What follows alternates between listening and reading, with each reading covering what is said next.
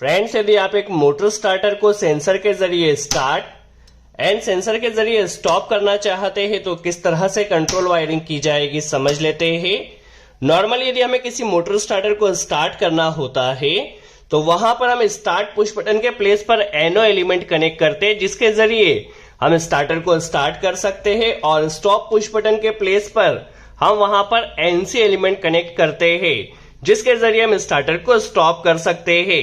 But यदि आप push button connect नहीं करना चाहते हैं और सेंसर के जरिए ही स्टार्ट करना चाहते हैं, सेंसर के जरिए ही स्टॉप करना चाहते हैं, तो किस तरह से कंट्रोल वायरिंग की जाएगी समझ लेते हैं। सबसे पहले यदि कंपोनेंट्स की बात की जाए तो हमने 2 सेंसर का यूज किया है। सेंसर का operating voltage 20 volt to 250 volt AC. That means यह जो सेंसर है वो 220 वोल्ट एसी सप्लाई लाइन और न्यूट्रल पर भी ऑपरेट हो सकते हैं और 24 वोल्ट एसी सप्लाई पर भी ऑपरेट हो सकते हैं। ये जो सेंसर ये 2 वायर सेंसर है, आप देख सकते हैं। पहला जो सेंसर है हमारे पास यह एनसी टाइप का सेंसर है। एनसी टाइप का सेंसर मतलब यह जो सेंसर होगा यह स्टॉप करने के लिए यूज किया जाएगा। सेकंड जो सेंसर है यह एनो टाइप का सेंसर आप देख सकते हैं। दैट मीन्स यह जो सेंसर रहेगा वह स्टार्टर को स्टार्ट करने के लिए यूज किया जाएगा। इसके अलावा हमारे पास यह एक मोटर स्टार्टर है। इस मोटर स्टार्टर में एक कॉन्टेक्टर यूज किया गया है, एक ओवरलोड रिले यूज किया गया है। सबसे पहले देखिए हम सेंसर्स के वायर को इन कनेक्टर्स में कनेक्ट कर देते हैं। देखिए यहां पर हम पहले ने अच्छे से टाइट कर लेते हैं। अब जिस तरह से नॉर्मल ड्यूअल स्टार्टर बनाया जाता है उसी तरह से हम नॉर्मल ड्यूअल स्टार्टर बना लेते हैं। देखिए कॉन्टेक्टर को ऑपरेट होने के लिए लाइन और न्यूट्रल हमें A1 और A2 पर कनेक्ट करना होता है। न्यूट्रल को हमने डायरेक्टली A1 पर पहले कनेक्ट कर दिया है। अभी हमें क्या करना है, लाइन की कंट्रोल वायरिंग करना है।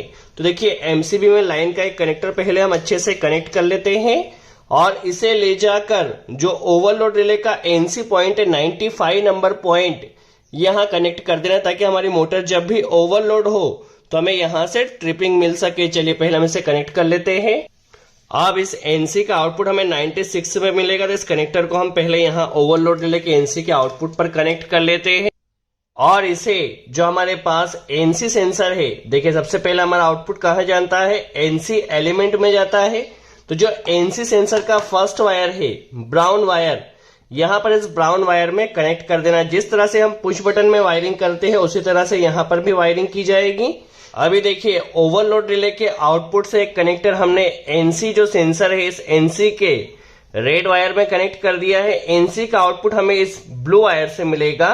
तो इस ब्लू वायर से देखिए कनेक्टर हमें लेना है और जो हमारे पास एनो सेंसर है, सेकंड सेंसर स्टार्ट सेंसर, तो यहां से एक कनेक्टर ले जाकर हमें स्टार्ट सेंसर के जो ब्राउन वायर है इस ब्राउन वायर में कनेक्ट कर देना। तो यहीं से एक कनेक्टर लेकर इस सेकंड सेंसर में हमें कनेक्ट कर देना। जिस तरह से हम ड्यूअल स्टार्टर बनाते हैं उसी तरह से स्टार्टर बनाया जा रहा है। तो चलिए यहां से इस सेंसर से एक कनेक्टर हम लेते हैं और इसे जो स्टार्ट सेंसर का रेड वायर है यहां पर कनेक्ट कर देते हैं। अब इस रेड वायर का आउटपुट हमें इस ब्लू वायर में मिलेगा।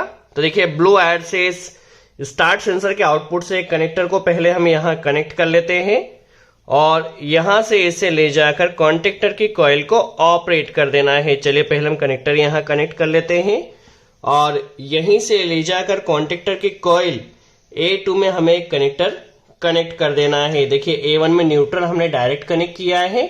A2 में सेंसर जब हमारा स्टार्ट सेंसर ऑपरेट होगा तब हमारा यह कॉन्टेक्टर ऑपरेट होगा। देखिए जैसे ही हमारा सेंसर ऑपरेट होगा कॉन्टेक्टर ऑपरेट हो रहा है, बट सिर्फ उतने ही टाइम के लिए जितने टाइम के लिए हमारा सेंसर ऑपरेट हो रहा है।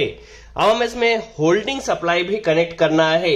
होल्डिंग किस तरह से प्रोवाइड की जाएगी काफी इंपॉर्टेंट है, चलिए समझ लेते हैं। होल्डिंग हम जिस तरह से नॉर्मल ड्यूअल स्टार्टर में कनेक्ट करते हैं उसी तरह से होल्डिंग कनेक्ट की जाएगी।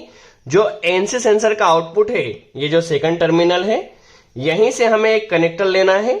चलिए यहां पर एक कनेक्टर हम पहले कनेक्ट कर लेते हैं और इसे इस होल्डिंग वायर जो एनो टर्मिनल है हमारे पास कॉन्टेक्टर का एनो टर्मिनल है इस एनो टर्मिनल में कनेक्ट कर देना। जिस तरह से हम नॉर्मल होल्डिंग कनेक्ट करते हैं उसी तरह से यहां पर देखिए एनो में सप्लाई आ चुकी है, क्योंकि यहां पर एनसी के आउटपुट में कंटिन्यू सप्लाई आती रहेगी। तो यहां से देखिए होल्डिंग सप्लाई आ चुकी है। अभी हमें कॉन्टेक्टर को होल्ड करना है। तो देखिए कॉइल से हमें एक कनेक्टर लेना है और इसे 14 नंबर पॉइंट जो कॉन्टेक्टर का एनो पॉइंट है यहां पर कनेक्ट कर देना है। जैसे ही हमारा कॉन्टेक्टर ऑपरेट होगा तो यह एनो एनसी बनेगा और यहां से कॉइल में यह सप्लाई आ जाएगी। चलिए इसे हम पहले कनेक्ट कर लेते हैं। चलिए हमारा यहाँ पर कनेक्शन हो चुका है। होल्डिंग भी हमने यहाँ पर इस तरह से कनेक्ट कर दी। किस तरह से वर्किंग है समझ लेते हैं। देखिए होगा क्या, जैसे ही सेंसर हमारा स्टार्ट सेंसर ऑपरेट होगा, हमारा स्टार्टर यहाँ पर ऑपरेट हो चुका है, कॉन्टेक्टर होल्ड हो चुका है। जैसे ही स्टॉप सेंसर हमारा ऑपरेट होगा, मोटर स्टार्टर यहां से स्टॉप हो जाएगा। तो आप किसी भी मोटर स्टार्टर को सेंसर के जरिए स्टार्ट भी कर सकते हैं, सेंसर के जरिए स्टॉप भी कर सकते हैं। सो आई होप आपका यह कॉन्सेप्ट क्लियर हुआ हो। यदि दोस्तों वीडियो अच्छा लगा हो तो लाइक का बटन जरूर प्रेस कीजिए और चैनल को सब्सक्राइब नहीं किया है तो सब्सक्राइब जरूर कर लीजिए। सो आज के लिए इतना ही। Thanks friends.